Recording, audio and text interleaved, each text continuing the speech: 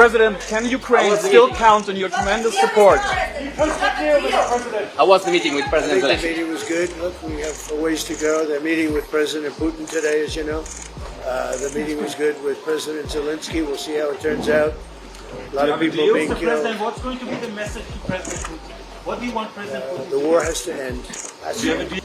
Last month they had 30,000 people killed, 30,000 mostly soldiers. And it's really a war that has to end. What do you expect? It's leaving now. Mr. President, How how was was the the meeting meeting? with President Zelenskyy? Good meeting. President, can Ukraine still count on your tremendous support?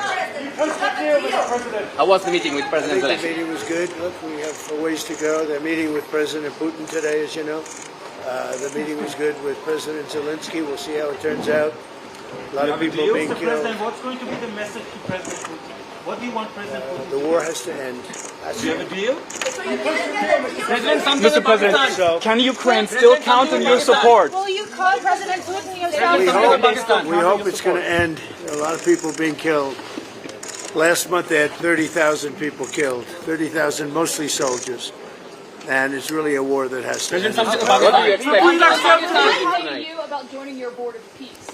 We didn't discuss that. What do you expect from We the didn't meeting tonight? discuss that. Why did you accept the choice, Mr. President? And how did the meeting go? I mean, you've obviously been I think working the on this meeting was meeting. good. I think the meeting with President Zelenskyy was good. It's an ongoing process and a lot of people being killed. What do you mean by no access agreement? What do you mean, President? What was missing to get the deal today? We'll have to see what happens. what do you mean by We're total meeting with Russia. We're meeting with Russia. That'll take place tomorrow. They're going to be meeting with President Putin. I had a very good meeting with President Zelenskyy. Everybody wants to have the war end. On your board of access, President Trump, are you disappointed that major traditional allies have not joined yet, President Trump? In Ukraine. Did you get what you wanted on Greenland? Did you get what you wanted on Greenland? Mr. President, one word. Are you considering a destination as 1 second, please?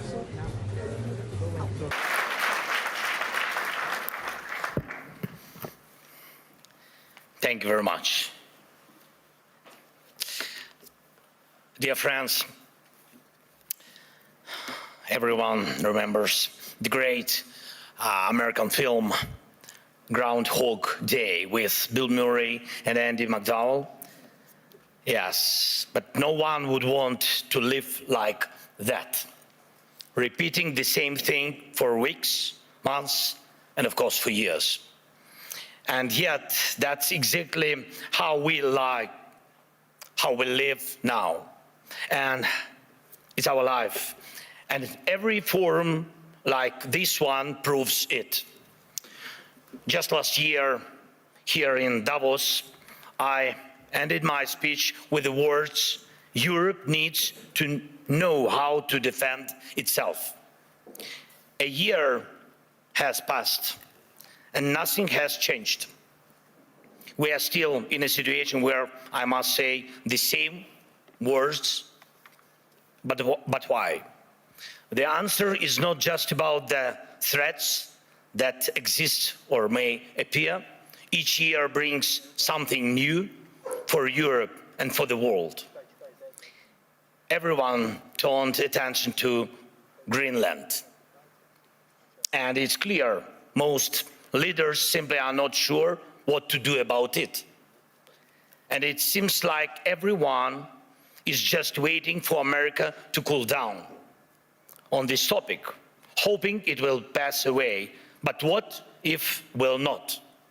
What then? There was so much talk about the protests in Iran, but they drowned in blood. The world has not helped enough the Iranian people, and it's true. It has stood aside in Europe. By the time politicians came back to work and started forming a position, the Ayatollah has already killed thousands. And what will Iran become after this bloodshed?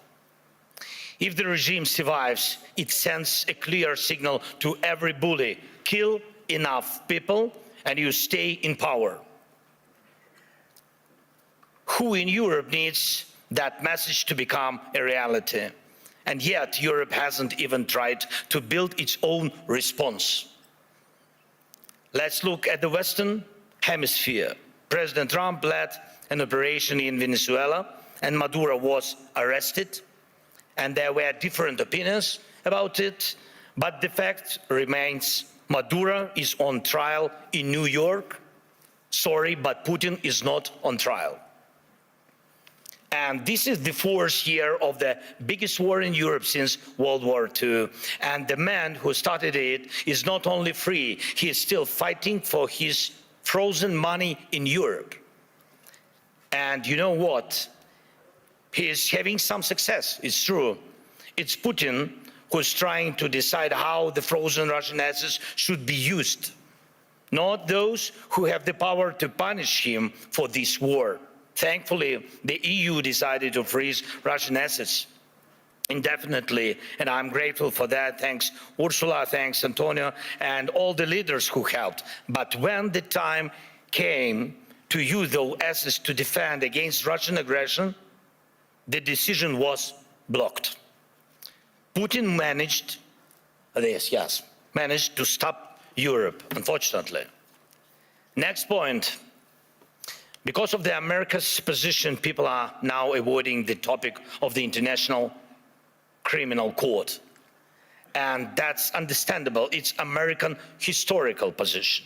But at the same time, there is still no real progress on establishing a special tribunal for Russian aggression against Ukraine, against the Ukrainian people. And we have an agreement, it's true. Many meetings with staff and actual work happening inside. What's missing? Time or political will. Too often in Europe, something else is always more urgent than justice. Right now, we are working actively with partners on security guarantees, and I'm grateful for that, but those are for after the war ends. Once the ceasefire begins, there will be contingents and joint patrols and partner flags on Ukrainian soil. And that is a very good step and the right signal that UK and France are ready to actually commit their forces on the ground, and there is already a first agreement on that. Thank you, Keir, thanks Emmanuel, and all the leaders in our coalition. And we are doing everything to make sure that our coalition of the willing truly becomes a coalition of action.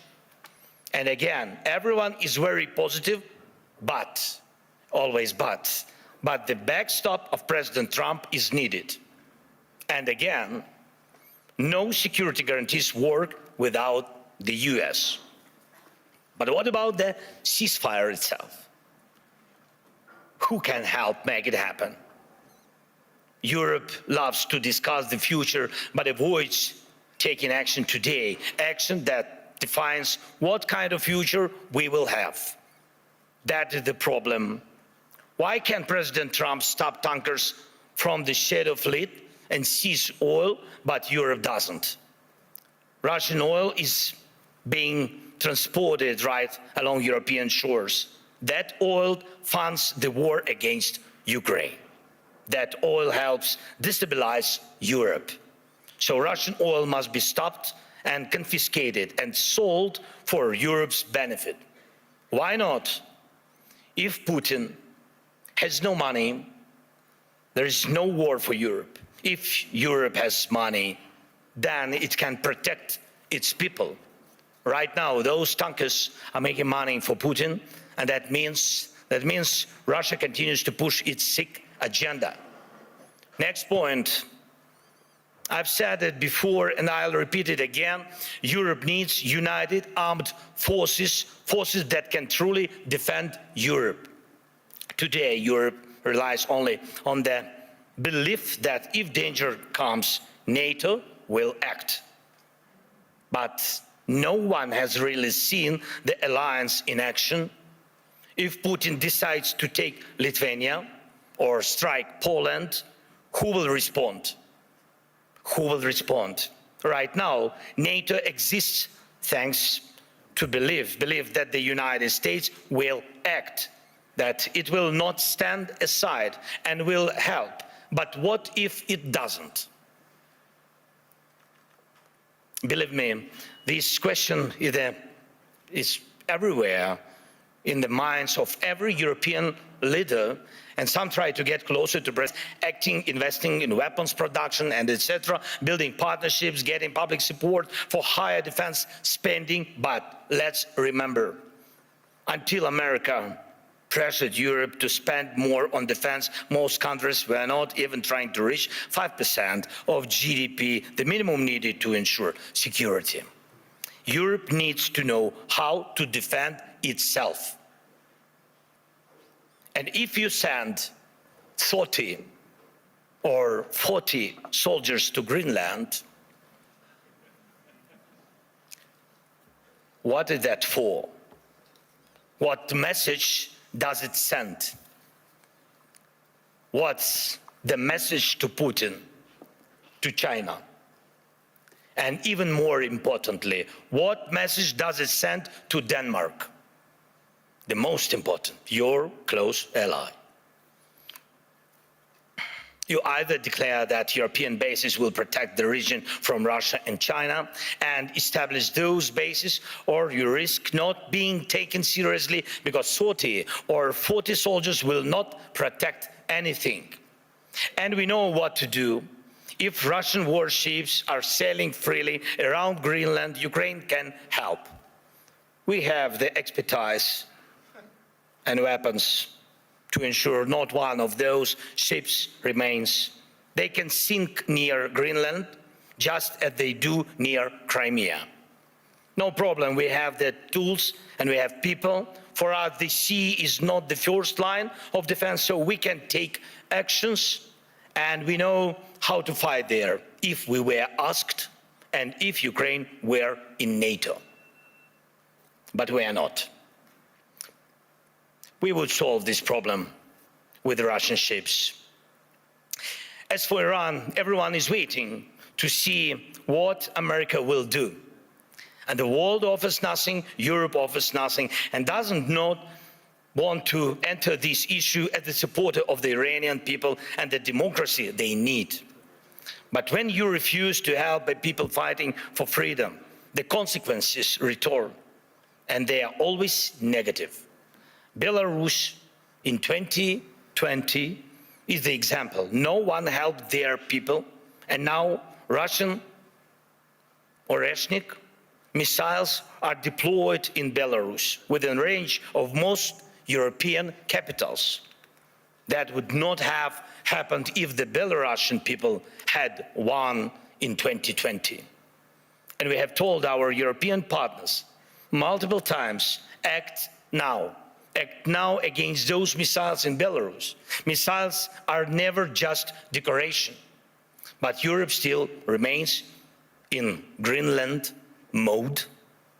Maybe someday someone will do something. The issue of Russian oil is the same. It's good that many sanctions exist. Russian oil is getting cheaper, but the flow has not stopped. And Russian companies that fund Putin's war machine are still working. And that will not change without more sanctions.